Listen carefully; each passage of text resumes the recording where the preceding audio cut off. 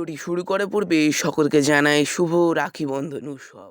যদি এই ইতিহাসের ভিডিওটি আপনাদের মনে ভালো রেখে থাকে তাহলে প্লিজ লাইক, কমেন্ট, শেয়ার এবং আমাদের চ্যানেলটিকে সাবস্ক্রাইব করতে ভুলবেন না। চলুন আমরা সম্পূর্ণ রাখি বন্ধনের ইতিহাস সম্পর্কে আলোচনায় আনন্দিত হই। রাখি বন্ধন উৎসব বা রাখি পূর্ণিমা ভারতীয় উপমহাদেশের একটি উৎসব। এই উৎসব সৌভ্রাতৃত্বের প্রতীক। কবিগুরু রবীন্দ্রনাথ ঠাকুর এই উৎসব সকল ধর্মের মানুষের জন্য ভেদাভেদ ভুলে এক হওয়ার ডাক দিয়ে প্রচলন করেন। এই সকল ভাই ও বোনের মধ্যেই প্রীতিবন্ধের উৎসব। হিন্দু, জৈন, বৌদ্ধ, মুসলিম, শিখরা এই উৎসব পালন করে। এই দিন দিদি বা বোনেরা তাদের ভাই বা দাদার হাতে রাখি নামে একটি পবিত্র সুতা বেঁধে দেয়। এই রাখিটি ভাই ও দাদার প্রতি দিদি বা বোনের ভালোবাসা ও ভাইয়ের মঙ্গল কামনা এবং দিদি বা বোনকে আজীবন রক্ষা করার ভাই ও দাদার শপথের প্রতীক। হিন্দু পঞ্জিকা অনুসারে শ্রাবণ মাসের পূর্ণিমা তিথিতে এই উৎসব উদযাপিত হয়। তবে আমাদের মনে রাখতে হবে 1905 খ্রিস্টাব্দের বঙ্গভঙ্গের সময় রবীন্দ্রনাথ ঠাকুর এই অনুষ্ঠানের পুনঃসূচনা করেছিল, তাই বাংলায় মানুষের মনে ভ্রাতৃত্ব বজায় রাখার উদ্দেশ্যে। অনুষ্ঠান। রাখিবন্ধন উৎসবের দিন দিদি বা বোনেরা তাদের ভাই বা দাদার হাতে কবজিতে রাখি নামে একটি পবিত্র সুতো বেঁধে দেয়। পরিবর্তে ভাই ও বোনকে উপহার দেয় এবং সারাদিন তাকে রক্ষা করার শপথ নেয়। এরপর ভাই ও বোন পরস্পরের মিষ্টি খাওয়ায়। উত্তর ভারতের বিভিন্ন সম্প্রদায়ের মহোদয় ভাই বোন ছাড়াও জ্ঞাতি ভাই বোন এবং অন্যান্য আত্মীয়দের মধ্যেও রাখিবন্ধন উৎসব প্রচলিত। আত্মীয়রা ছেলেকে ভাই বা বোন বা দাদা হিসাবে মনে করে রাখি পরানোর প্রচলন রয়েছে। ক্যামেরাম্যানকে অনুরোধ করব পাশে থাকা রাখি বাঁধার চিত্রটি দর্শকদের ফুটিয়ে তুলে দেওয়ার জন্য। ধন্যবাদ। দেখতে থাকুন, সঙ্গে থাকুন।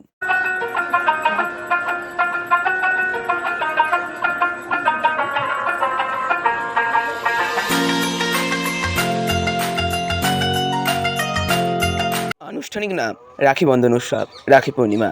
অন্য নাম রাখি। পালনকারী হিন্দু, জৈন, বৌদ্ধ, শিখ। ধরন সাংস্কৃতিক। তারিখ 11ই আগস্ট 2022 সাল, 30শে আগস্ট 2023 সাল, 19শে আগস্ট 2024 সাল, 9ই আগস্ট 2025, এখন 28শে আগস্ট 2026। সংগঠন বার্ষিক। সম্পর্কিত ভাই বোন, বন্ধুত্ব বা ভাইফোঁটা। পৌরাণিক রাখি বন্ধন। কৃষ্ণ ও দ্রৌপদী। মহাভারতে আছে একটি যুদ্ধে কৃষ্ণের কবজিতে আঘাতের আগে রক্তপাত শুরু হলে পাণ্ডবদের স্ত্রী দ্রৌপদী তার শাড়ির আঁচল খানিকটা ছিঁড়ে কৃষ্ণের হাতে বেঁধে দেয়। এতে কৃষ্ণ অভিভূত হয়ে যান। দ্রৌপদী তার আত্মীয়রা হলে তিনি দ্রৌপদীকে নিজের বোন বলে ঘোষণা করেন এবং দ্রৌপদীকে এর প্রতিদান দেবেন বলে প্রতিশ্রুতি দেন। বহু বছর পরে পাশাখেলায় কৌরবরা দ্রৌপদীকে অপমান করে এবং তার বস্ত্রহরণ করতে যাতে কৃষ্ণ দ্রৌপদীর সম্মান রক্ষা করে সেই প্রতিদান দেন। এইভাবেই রাখি বন্ধনের প্রচলন হয়।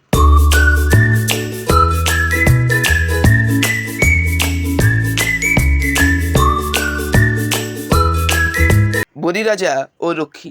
অন্য একটি গল্পে রয়েছে দ্বৈত রাজা বলি ছিলেন বিষ্ণুর ভক্ত। বিষ্ণু বৈকুণ্ঠ সেরে বলির রাজ্য রক্ষা করতে চলে এসেছিলেন। বিষ্ণুর স্ত্রী লক্ষ্মী স্বামীকে ফিরে পাওয়ার জন্য এক সাধারণ মেয়ের ছদ্মবেশে বলিরাজের কাছে আসেন।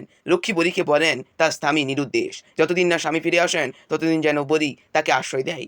বলিরাজের ছদ্মবেশী লক্ষ্মীকে আশ্রয় দিতে রাজি হন। শ্রাবণ পূর্ণিমা উৎসবে লক্ষ্মী বলিরাজের হাতে একটি রাখি বেঁধে দেন। বলিরাজা এর কারণ জিজ্ঞাসা করলে লক্ষ্মী আত্মপরিচয় দিয়ে সব কথা খুলে বলেন। এতে বলিরাজা মুগ্ধ হয়ে বিষ্ণুকে বৈকুণ্ঠে ফিরে যেতে অনুরোধ করেন। বলিরাজা বিষ্ণু ও লক্ষ্মীর জন্য সর্বস্ব ত্যাগ করেন। সেই থেকেই শ্রাবণ পূর্ণিমা তিথিতে বোনেরা রাখি বন্ধন হিসাবে পালন করে।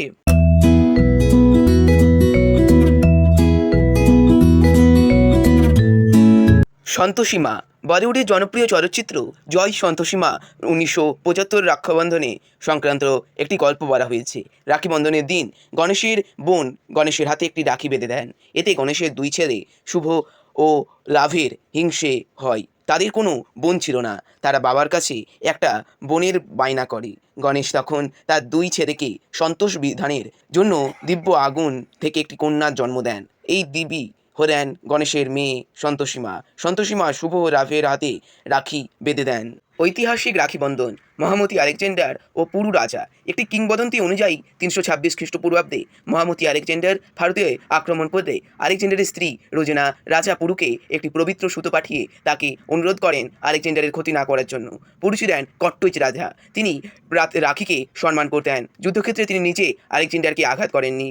রানী কর্ণবর্তী ও সম্রাট হুমায়ুন। একটি জনপ্রিয় গল্প অনুযায়ী চিতোরের রানী কর্ণবর্তী 1535 খ্রিস্টাব্দের মুঘল সম্রাট হুমায়ুনকে একটি রাখি পাঠান। গুজরাটের সুলতান বাহাদুর শাহ চিতোর আক্রমণ করলে বিধবা রানী কর্ণবর্তী অসহায় বোধ করেন এবং তিনি হুমায়ুনকে একটি রাখি পাঠিয়ে তার সাহায্য প্রার্থনা করেন। কর্ণবর্তীর রাখি প্রেরণ অভিভূত হয়ে হুমায়ুন চিতোর রক্ষা করার জন্য সৈন্য প্রেরণ করেন। তবে হুমায়ুনের সেনা পাঠাতে দেরি হয়ে গিয়েছিল। বাহাদুর শাহ রানী দুর্গ জয় করে নিয়েছিলেন। শোনা যায় বাহাদুর শাহের সেনাবাহিনীর হাত থেকে সভ্রম রক্ষা করার জন্য 1535 খ্রিস্টাব্দের 8ই মার্চ রানী কর্ণবর্তী 13,000 পুরো স্ত্রী নিয়ে জব্রহ ব্রত পালন করে আগুনে আত্মাহুতি দেন। চিতোরে পৌঁছে হুমায়ুন বাহাদুর শাহকে দুর্গ থেকে উৎখাত করেন এবং কর্ণবর্তীর ছেলে বিভ্রমজিৎ সিংহকে সিংহাসনে বসান। সমসাময়িক ঐতিহাসিকদের রেখা থেকে রাখি প্রেরণের কথা অবশ্যই জানা যায়। কোনো ঐতিহাসিক রাখি পাঠানোর গল্পটি সত্যতা সম্পর্কে সন্দেহ পোষণ করেন, তবে মধ্য সপ্তদশ শতকের রাজস্থানী লোককথায় এর উল্লেখ পাওয়া যায়। রাখিবন্ধন উৎসবের প্রধান ইতিহাস। রবীন্দ্রনাথ ঠাকুর ও রাখিবন্ধন। 1905 খ্রিস্টাব্দে বঙ্গভঙ্গ প্রতিরোধ করার জন্য রবীন্দ্রনাথ ঠাকুর রাখিবন্ধন উৎসব পালন করেছিলেন। তিনি কলকাতা, ঢাকা, সিলেট থেকে হাজার হাজার হিন্দু ও মুসলিম ভাই ও বোনকে আহ্বান করেছিলেন একতার প্রতীক হিসাবে রাখিবন্ধন উৎসব পালন করার জন্য। সেই সময় দেশে ধর্মীয় অসহিষ্ণুতা চরম পর্যায়ে ছিল। আমরা 22শে আগস্ট 2021 সালে আমরা রাখিবন্ধন উৎসব পালন করেছি, কিন্তু 100 বছরের বেশি সময় আগে হিন্দু ও মুসলিম এই দুই সম্প্রদায়ের মধ্যে একতা আনার জন্য রাখিবন্ধন উৎসব পালন করা হয়েছিল।